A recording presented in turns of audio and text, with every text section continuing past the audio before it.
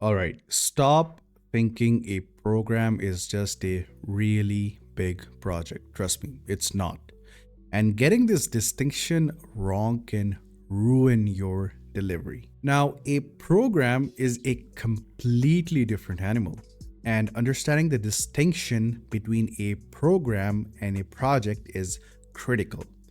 The PMBOK defines a program as a group of related projects managed in a coordinated way to obtain benefits you simply cannot get from managing them individually. Now, here is a common misconception, right? A program is not simply a large project.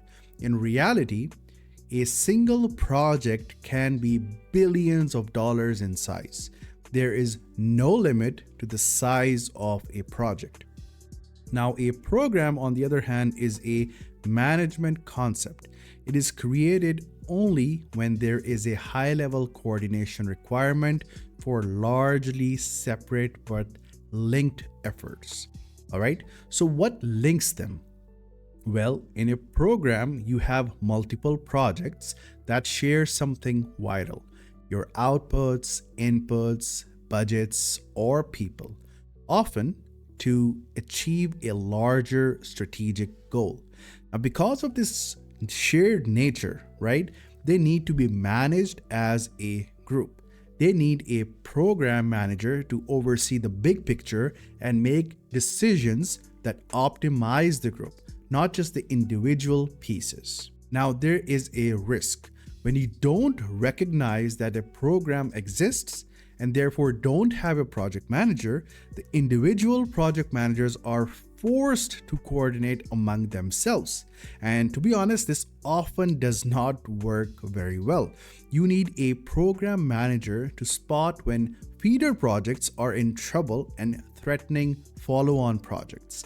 They are the ones who must step in to protect the program as a whole, whether that means adding budget, cutting scope, or even moving resources from one project to save another.